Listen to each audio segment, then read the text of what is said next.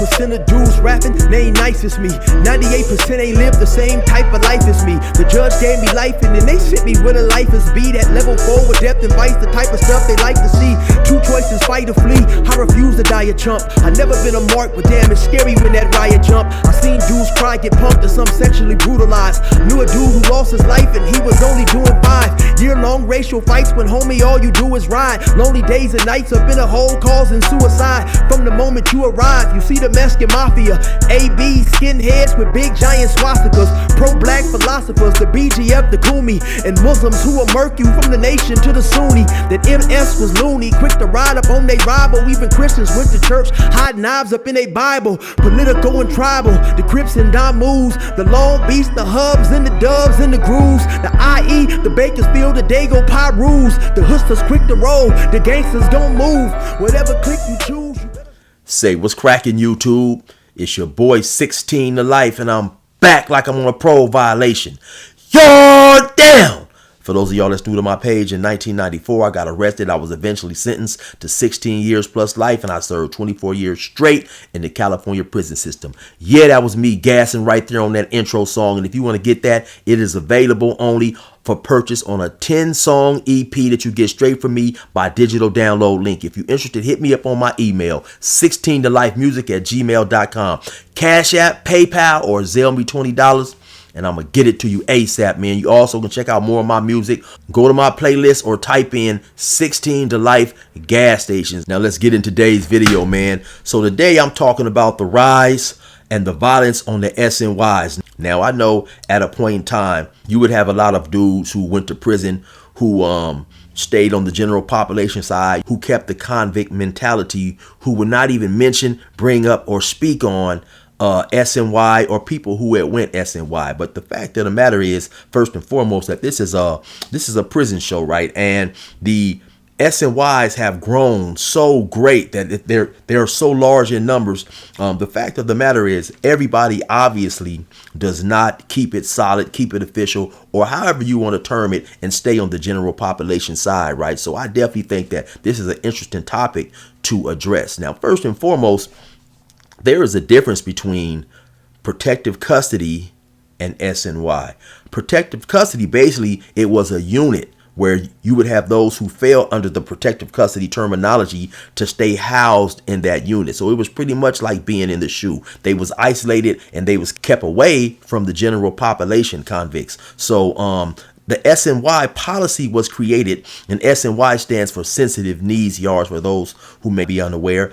The policy was created in 1999. And so what the SNY yards did was give those an opportunity to program in a normal penitentiary setting along with other dudes who was SNY. So it would give them a chance to, to go to the yard on a regular basis, to program, to have, different type of educational classes and things of that nature, right? So those who were deemed SNY or fell up under that category were inmates such as dudes who may have had drug debts, dudes who had dropped out, informants, dudes who, because of their sexual orientation, they may have been more vulnerable, dudes who possibly had high profile cases or a lot of notoriety surrounding their cases, and of course dudes who also had crimes that was undesired. So the first official SNY yard to open in the California Department of Corrections, according to my research, was in November 2002, and it was a prison known as Pleasant Valley State Prison. So maybe around 2003, 2004, according to the California Department of Corrections, SNY gangs started to form. They started to see a lot of violence and things of that nature. Now, also according to the California Department of Correction, they started to notice what they was calling check-ins or checks, basically, which was the same thing. People who on the SNY side now wanted to know why others were coming to the SNY side. So you still had a lot of individuals there with a gangster type mentality, right? You had a lot of dudes there who had possibly dropped out. You had some dudes there who had drug debts or whatever, and they was curious and wanted to know why others was coming to the SNY yards. You also had a lot of dudes there who had dropped out due to the politics of their structure, and some of them may have felt that they was unfairly pushed to the other side. And so then later on, once individuals started to come, they may have seen individuals who they felt had a hand in them being pushed to the other side, or was directly responsible for them having to go SNY. And then, of course, so, violence started to ensue. By 2006, they say that the SNY yards had become a significant portion of the California Department of Corrections system. Then, according to the information that I read, between 2007 and 2010, the population grew to over 24,000. Then, by 2017, the population was 49,000, which pretty much was 40% of the total inmate population of the California Department of Corrections and Rehabilitation. Now, I think that initially, of course, further back in the days when the words SNY or PC was brought up, a lot of us just had these ideas in our head of these, these weak, helpless, vulnerable dudes who could not function on the general population yard. Dudes that, had these undesirable cases, and they were not basically quote unquote gangsters, violent individuals. But of course, all that changed. And just because an individual is ran off from the general population yard and now he's going to another yard, he's still in prison. That doesn't necessarily that move is not going to necessarily change his mind state. It's not necessarily going to change his philosophy on violence, so on and so forth. So that's just one of the reasons why a lot of these yards deemed SNY yards are extremely violent. I remember back around in 2012, I was sent to North Kern, and they had a yard on North Kern that was a sensitive needs yard. And now these yards, they shared the same canteens, sometimes, the same medical facilities. And so it was definitely common knowledge to know that anytime we left the regular general population yard and had to go back to work or go back to the medical, to keep our head on the swivel and pay attention to these dudes who possibly may be coming from the SNY yard going to the medical or whatever, because they was prone to try to rush and attack us, and vice versa, right? So just because dudes were on an SNY yard don't necessarily mean that they was meek, that they was non-violent and things like that.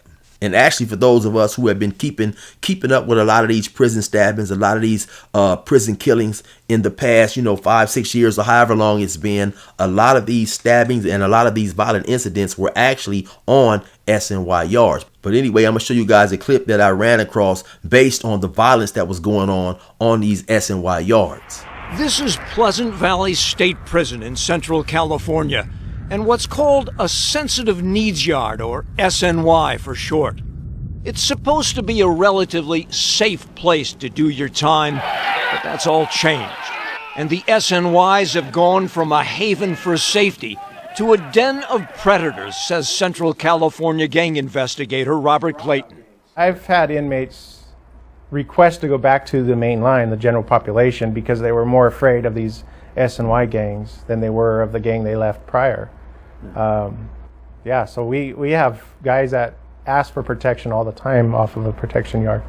Investigators say Northern riders, who also use a falling star as their symbol, grew from 6 members to 800 in a decade, making it the fastest growing SNY gang. But Northern California investigator Mike Brody says, not the only one. All over the state. There are dropout gangs for every ethnic group and every territorial group. Brothers by choice, sucker-free, independent riders, cutthroat family, bad news banditos. Since the 1990s, the list has grown to more than 24 SNY gangs. Some have disappeared, but investigators say there are now SNY gangs at 22 of the state's 33 prisons. That's up from just 2 SNY yards that were first established in 1998. Gang investigator Billy Idroso worked the San Diego prison beat. They're dangerous because what people don't realize is just because you're a dropout, it doesn't mean that you lost that mentality. You still have that gangster mentality. And here on these SNY yards, that means taxing, extortion, theft, drug dealing, assaults, and even murder. It's just drama. That's all they are, is drama. This inmate, who does not want to be identified, says he's been jumped a couple of times on SNY yards. So wait for you to get your drugs out and come over and just take what you have. You're going to send money to my books, and if you don't, we're going to smash you. Ironically, these SNY, or protective custody yards, are supposed to be safer than the main line. It was a movement Dagoberto Noyola, known as Dago, says he's a founding member of the Two Fives, also referred to as Dos Cincos, Cinqueros, Pesetas, the Spanish word for a quarter, or simply the numbers. It wasn't a gang back then, it was just a way of life for us because we had to survive. It started, he says, with less than a dozen dropouts, all at odds with the Mexican mafia, who bonded together for self-protection here in Birch Hall at the California Institution for Men in Chino. That was 20 years ago. You must understand it's an insane world with an insane set of rules here, and they change so much. Dago says the Two Fives were tired of mafia politics. You didn't adhere to their policies, you were an outcast. Tired of doing hits on their own homeboys. A gang is a gang. We're supposed to be a brother here, but it's like pretty much everybody throwing everybody under the bus. And tired of paying them a 1/3 cut on all the drugs they sold. Nobody likes anybody else in their pocketbook. The Two Fives, now the largest SNY gang with 1,500 members and associates, set up their own list of rules discouraging unwanted attention and homosexual activity, and demanding respect for each other, free of ridicule, and dedicated to wiping out the more established prison gangs. MA, AB, NLR, those are our enemies. That's who I war against. The Two Fives grew along with an expanding pool of recruits as a record 30,000 inmates dropped out of their gangs during the past 12 years, all tired of traditional prison gang politics. They're tired of getting used. You can't trust nobody. Your best friend will be the first one to stab you in the back. Investigators say SNY gangs are more appealing with a structure and leadership that is loose. They're interracial. Members are allowed to flip in and flip out. But prison investigators warn the game is still the same. Making money and controlling the yards. That's led to an unprecedented number of riots and injuries on the supposedly safer SNY yards. I think it all boils down to is you can't take that gangster out of that gangster lifestyle. And investigators agree, here on the SNY yards at California prisons, there's a whole new evolution of gangs. That's all they know is gang lifestyle. Prison gang investigator Robert Clayton. And we thought, well, we could just change that by opening up this yard and giving them opportunity to start over. But you could take the gangster out of the gang, but you're never going to take that gangster out of him. Agents have identified as many as 24 of these new SNY gangs. All are recruiting from an expanding pool of 30,000 gang dropouts. That's 10 times more than a decade ago. Prison sources say gangsters are now dropping out at the unprecedented rate of 2,400 a year. Francisco Hernandez, also known as Frank Nitti, belongs to what is estimated to be the largest SNY gang, the Two Fives, also known as Dos Cincos, DC, or the numbers. We got betrayed, disrespected, everything. Nitti, who says he did a number of hits before they stabbed him 16 times, explains he and other dropouts became disillusioned with the heavy-handed rule of traditional prison gangs, Mexican Mafia, Nuestra Familia, Aryan Brotherhood, Nazi lowriders, and Black Guerrilla Family. Now, he's committed to 2-5 revenge. Like, I go against them now. So if I see one that's really active, I'll try to get him. I try to do whatever I could do to hurt him, whatever it takes. Murders, kidnapping, robberies. And that, cops say, is now translating into a new brand of organized crime, SNY gang style. Because everywhere you go, it's like you got SNYs everywhere now. We're getting bigger now, Prison investigators say there's already evidence that SNY gangs have spread to other states, including Oregon, Washington, Colorado, Idaho, Oklahoma, and Nebraska. That's no surprise to Frank Nitti. I like the thrill. I know what I'm getting into. I go out there and I do what I gotta do, Investigators, aware the phenomenon started here in prison, believe it's time to treat SNY gangs just like a prison gang. Lock down active members in high-security cells known as SHUs, and implement a tougher screening process for gang dropouts seeking protection on SNY yards. One investigator tells us the worst thing we can do is pretend this SNY gang phenomenon is not a real threat. Chris Blatchford, Fox 11 News. So basically we see, yeah, that you still have a lot of dangerous individuals, a lot of dudes who still have gang member mentalities on these SNY yards. So, you know, you never can judge a book by its cover and assume that just because a dude is functioning on a particular yard, all the fight, all the violent tendencies has left him and he just wants to program and go home. Anyway, you already know what it is. It's your boy 16 to life. Resume normal program.